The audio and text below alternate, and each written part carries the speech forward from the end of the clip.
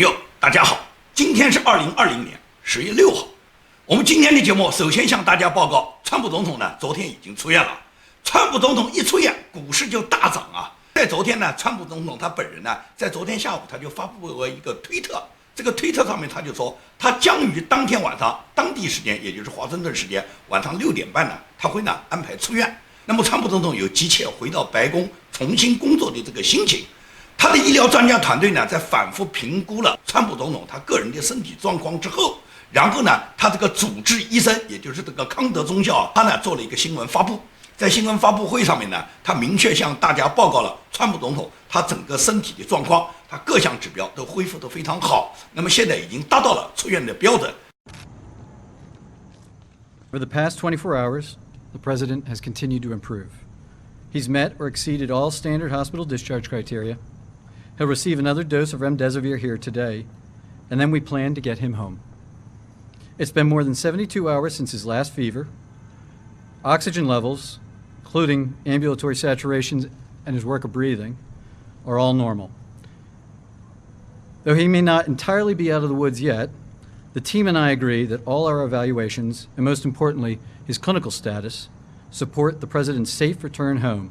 where he'll be surrounded by world-class medical care 24/7。这样呢，在整个医疗专家组评定认定合格之后，川普总统呢就光荣归来。所以说呢，他昨天下午呢就离开了这个沃尔特里德军事医疗中心。他出来的时候是从那个金色的大门走出来的，很多记者呢都围在外面。当然了，马上就有记者给他挖坑了，就不断的问他：你现在白宫里面有多少人被感染上了？那么他们问这个话，就期待着川普总统能够回答啊。那么一回答以后，他们就紧接着会问啊。他们都感染上了以后，他们没有你这个条件啊，他们不可能有这种医疗专家团队让你几天就康复啊。那么他们怎么办呢？然后这些人就继续把坑往下面挖下去，就问川普总统为什么人家要14天隔离，你不要？所以说这些人都老早就把这个坑给川普总统挖好。但是川普是什么人啊？川普是什么智慧啊？所以说川普总统从头到尾都是笑眯眯的，他对所有的记者的问话一概不回答，只给他们这么一个字 ：Thank you very much， 非常感谢你们。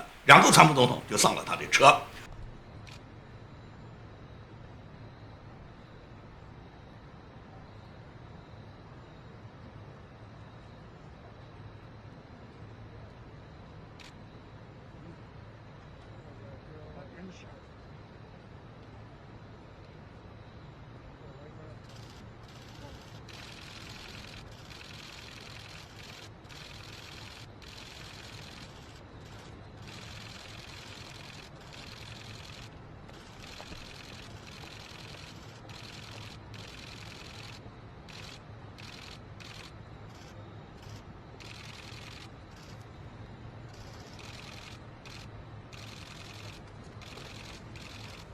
Mr. President, how many staff are sick? How many of your staff are sick? Thank you very much. Thank you. Do you think you might be a super spreader, Mr. President?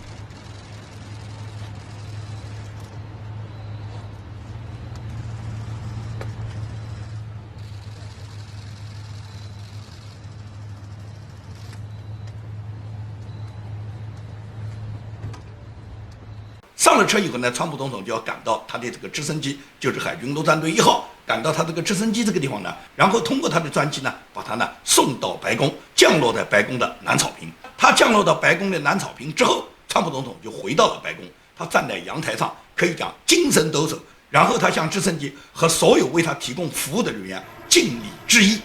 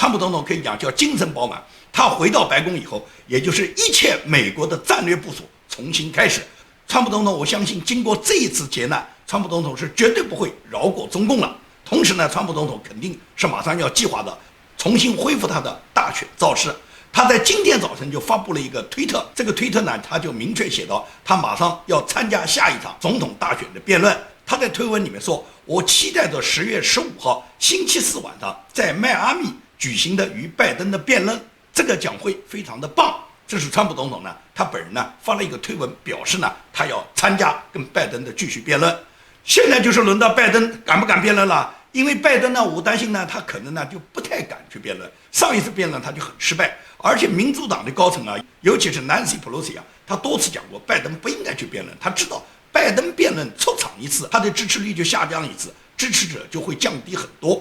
但是民主党的左派媒体呢是不断给拜登打气的。根据彭博新闻今天早晨的报道，说是民调聚合机构的选举预测，拜登赢得选举人团的概率已经升至创纪录的82.5%。既然那么高的这个选举概率，那么高的预测，那你拜登慌什么呢？拜登就跟川普辩哇，你反正要当选嘛，那么高的支持率啊，这个支持率就跟上一次希拉里的98%的支持率一样哇，马上就要当选了哇，所以变不变，川普反正都是输，你肯定赢了嘛。所以拜登你担心什么呢？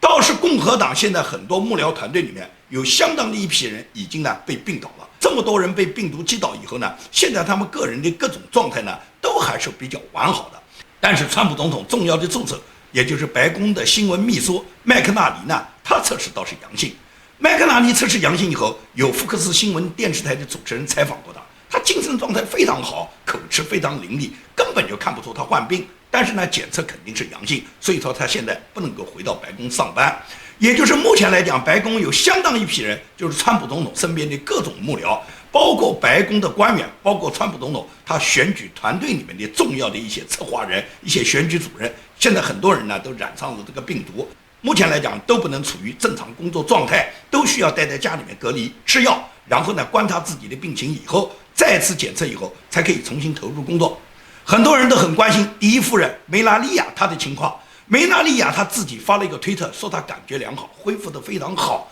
所以说我们祝愿川普总统和第一夫人梅拉利亚迅速的恢复健康，迅速的回到白宫，迅速的开始下一届的大选，迅速的领导美国人民，制造美国再次伟大。这次经历呢，我相信会绝对增加川普他灭共的决心。过去呢，川普对是否完全铲除中共，把中共宣布为恐怖纳粹集团呢，川普总统呢可能还有一些犹豫。但是这一次这个病毒直接把川普夫妇完全放倒之后，我相信现在要叫他改变这个决心都很难了。有时候呢，坏事往往是可以变成好事的，让川普直接受到病毒的感染，然后呢企图砸掉川普的大选，这个呢都是机关算尽太聪明。所谓10月惊奇，我觉得它不是偶然的，它很可能是中共精心策划的，只不过中共希望这个病毒的感染和爆发呢放在10月份，因为10月份到11月3号大选仅仅还有1个月时间，川普即使是能够恢复，中共认为他基本上也很难恢复元气，或者说即使恢复过来以后，也没有精力和能力再投入大选了。所以中共的目的呢，就是一进10月份就释放病毒。这个病毒通过什么手段，通过什么方式释放，我相信中共一定有精心策划的计划，而且这个计划一定是跟民主党配合吧，因为民主党这时候很愿意有人出手去暗害川普嘛，民主党只会推波助澜，把川普放倒最好了，让川普的病情恶化。所以说一进10月份，他们首先对川普就施以病毒感染。这种病毒感染有很多结果的啊，就像当年英国首相约翰逊一样，约翰逊一开始感染也没有那么严重啊，但是2个礼拜以后，约翰逊的病情就不断加重，加重到最后进了 ICU， 有几次都到了鬼门关。按照约翰逊的医生讲，如果当时的治疗手段如果不得法，而且约翰逊如果他个人的这个抵抗力很差的情况下，那很可能就直接挂掉了。那么最终让英国首相约翰逊从鬼门关上走了一遭，然后死里逃生，他呢缓过来了。那么他缓过来以后，不代表川普总统他这么大年纪，他遭受的这个病毒袭击以后，他也能缓过来啊。所以说中共就希望把川普呢完全放倒2个礼拜以后呢，最好呢川普总统的这个病情恶化，甚至恶化到跟约翰逊一样要进入 ICU 抢救。到了重症室抢救的时候，川普总统显然是肯定不能履职了。那么川普总统如果不能履职，在10月份发生，在10月中旬总统不能履职的情况下，那么显然是无法等待的，国不可一日无君嘛。所以在这种情况下，就多半会让彭斯副总统上。而彭斯副总统一旦接任总统，可能没有几天，彭斯副总统也被打倒了，也被感染上了。我相信中共一定有这个手段，也就是如法炮制彭斯副总统和川普总统一样的结局，也就是让彭斯也不能履职。那么，如果经过1个多礼拜以后，彭斯副总统的这个病情不见好转的情况下，这时候南希·佩洛西就可以上了，因为总统、副总统都不能履职了嘛。按照美国的宪法，总统、副总统不能履职，就是众议院议长可以接任总统。那么南希·佩洛西就可以接任总统了。他接任总统以后，你觉得共和党今年对大选还有什么胜算吗？他如果一旦接任总统，他会宣布这个国家的选举继续进行的。你共和党如果川普和彭斯都不能够参加竞选的话，你们共和党再推一个人嘛？这时候共和党推出来的人到11月3号还有几天啊？如果他们不改大选的这个时间，那么共和党新推出来的这个新人，他们认为肯定是跟拜登是不能比的。而且拜登现在跟川普这个比较都已经有80%几的胜选率了，更何况共和党在几天之内推出一个新人，共和党到哪赢啊？所以说民主党就达到了目的，把拜登扶上了他们的总统宝位，共产党也达到了目的，也就是成功的把川普和川普为首的这个共和党的鹰派的团队全部击垮了，拜登上台了。拜登上台，中共是搞得定的，因为大家跟拜登那么多年的打交道都知道，拜登这个人贪婪得很啊。拜登的儿子在中国拿那么多钱，你觉得这个钱白给的吗？中共跟拜登那么多年的勾兑，诉讼了多少利益啊？拜登可以讲，在中共当初把最惠国贸易待遇跟人权永久脱钩的时候，中共跟拜登就已经打得火热了。那时候就给拜登诉讼了大量的利益，也就是克林顿当政的时候。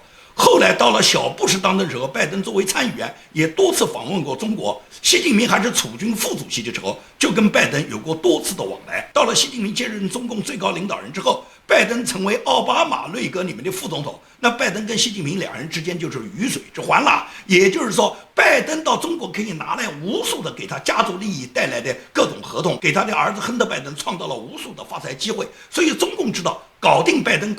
儿子非常容易，因此中共是全力支持让拜登当选，把川普打掉。所以说一进10月，就不仅仅是让川普总统和川普总统的夫人梅拉利亚全部染上病毒之后，也同时把川普总统他整个团队里面现在一共10几个人全部倒下了，导致了白宫现在是武汉病毒的大感染大流行。这种感染流行他们专门放在10月份，就是因为10月份正好是经期10月最后1个月，到这个时候我们就完全让川普他们已经没有还手之力了。这就是中共的目的。因为民主党呢肯定是乐意配合共产党的。川普总统在上个月金斯伯格大法官去世以后，及时的提任了巴雷特出任大法官。那么巴雷特大法官他的任命，作为共和党参议院多数，他们是希望在10月份对巴雷特大法官他的任命进行投票表决，那么最终能够在10月份就确认了巴雷特大法官的任命。也就是民主党知道无法阻止巴雷特大法官在10月份的如期任命。巴雷特大法官一旦被任命之后，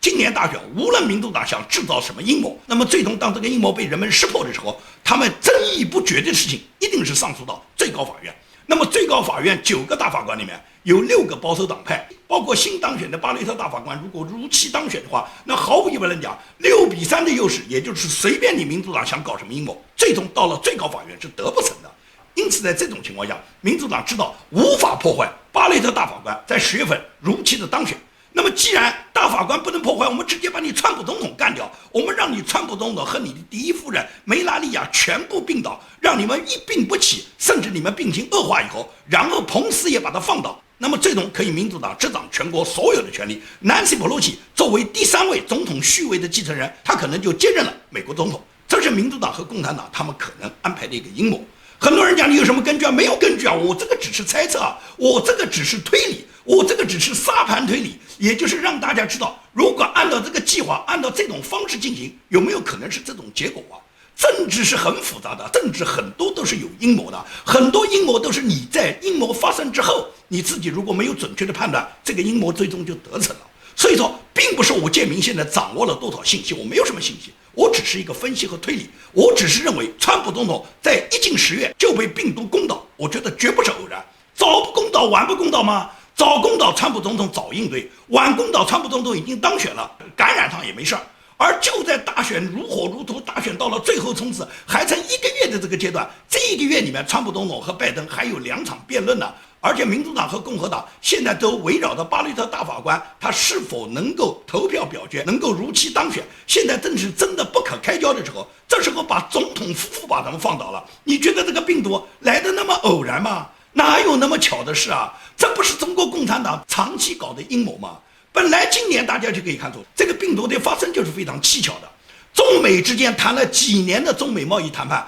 好不容易在2020年1月15号签订了中美贸易第一阶段协议。这个协议签订不到1个礼拜，就开始来武汉病毒感染了，武汉就封城了，而且在封城之前就把500万武汉人已经放到全世界各地了。这种情况你觉得都是偶然的吗？这个病毒是那么巧，非要在这个合同签订之后马上就爆发了吗？因为合同签署后就写明一条不可抗力啊，美国是接受不可抗力的。好了，这个合同一签，1个礼拜不到，中共的不可抗力就来了。这个不可抗力是中共早就准备好的，也就是说武汉病毒中共早就是有准备。为什么中共的高官、省部级以上高官、中央委员以上的高官，你听说过哪个感染过吗？为什么中共的高官他们的身体就那么好吗？他们每天嫖娼喝酒玩文工团，他们的身体能比川普总统、能比第一夫人梅拉利亚的身体素质好吗？但是为什么中共的高官他们就一个都不染上病毒呢？这你就要问一个为什么？这是因为中共它研制了这个病毒，也研制了这个疫苗，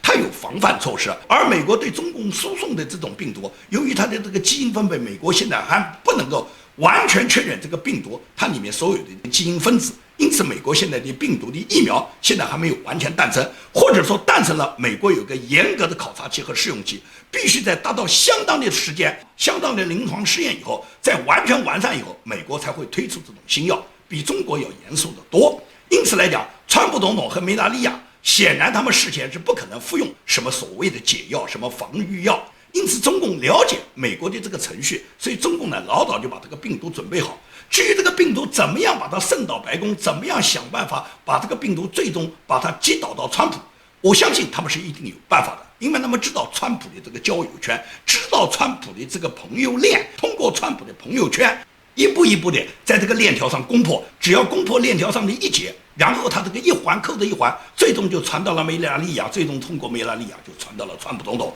所以说这种现象完全可能，这个呢要待于美国中情局和联邦调查局最终的调查。我本人只是在这方面做一个推理和分析，所以说这种推理分析就可以看出美国大选今年的复杂性，因为今年的大选是决定了美国的未来，决定了世界的未来，决定传统价值观的回归，决定美国制造再次伟大。而中共绝对不能让美国伟大，中共绝对不能让川普当选，因为川普当选很可能中共会被宣布为跨国的恐怖集团、跨国的犯罪集团。现在中共党员已经不能进入美国了，这仅仅是第一步。限制中共党员就一定要有限制中共党员的理由，那只有把中共这个组织定为邪恶的，定为是纳粹的暴恐集团，定为是反人类的集团，才可能把这个集团里面的成员进行打击。所以说共产党员限制入美，这是第一步，然后最终是要把共产党这个组织宣布为非法。一旦是非法组织被美国确定以后，那么所有这个组织成员毫无疑问，美国打击它就顺理成章了。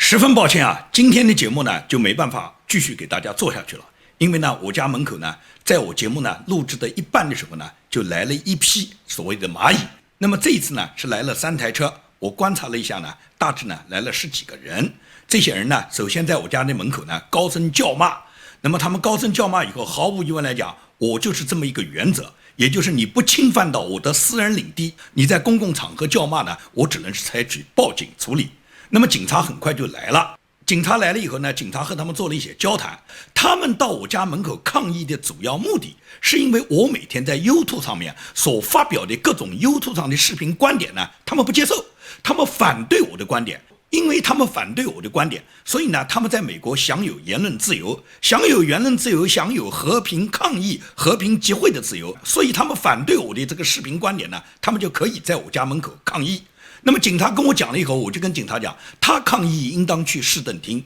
应当去州政府，应当去市政府，去公共场合、公共广场。我家门口是私人小区，私人领地，你来抗什么议呢？那么警察就解释说，他们呢是在公共车道上面没有踏入你家的私人领地一步。如果踏入你家私人领地呢，你是有权利呢保护你自己家人，保护你自己的生命财产的。他们在公共场合呢，警察讲呢，他们现在呢如果是和平抗议，尽管他们抗议的声音很大，当然了，和平抗议肯定机会，他们就会打标语，就会喊口号。他说这个呢，他们没有触犯法律。所以警察呢就告诉我，你能不能就把你的那个自媒体就不要做了，你那个 YouTube 就不要做了，因为你做一天，人家就来抗议一天。现在就是你触怒他们这些人，就是因为你每天做的自媒体，你发表的观点，他们不接受吗？他们不接受你的观点，他们反对你的观点吗？我现在才明白，警察跟我做了这个交流以后，我才明白，原来他们的目的就是为了打掉我的自媒体啊！我的自媒体的观点他们反对啊！请问我的自媒体的观点是反共的呢，还是拥共的呢？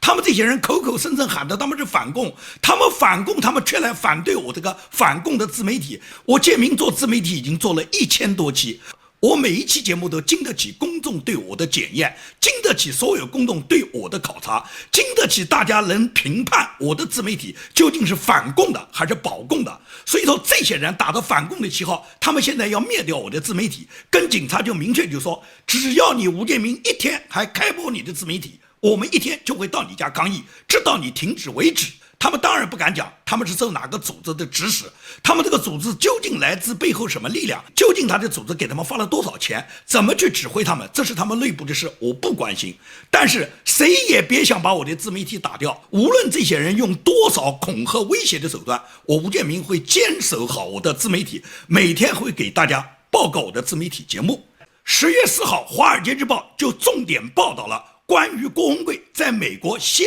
起的他这个所谓全球灭贼的行动，在这篇报道上重点提到了我吴建明很多内容。那么10月5号，自由亚洲电台又专门采访和转载了这篇文章，同时在他的标题上面明确的列出，至于郭文贵究竟是反共还是助共的吴建明，现在是被一批不明身份的人在他家的门口进行反复的叫骂骚扰。那么究竟郭文贵是在帮助共产党还是在打击共产党呢？今天呢，因为他们在外面高声叫骂，我呢需要跟警方交流，同时呢我要准备很多资料，所以说今天的节目呢就没办法给大家录下去了，很抱歉，请大家原谅。但是大家相信，建明绝对不会因为任何人的威胁，我就会停掉我的自媒体，我只会一如既往乘风破浪。共产党的大牢建明都扛过来，共产党的酷刑折磨建明都扛过来，到了美国一个自由法治社会，能被几个打着反共口号的张牙舞爪的这些蚂蚁们就吓倒吗？你觉得可能吗？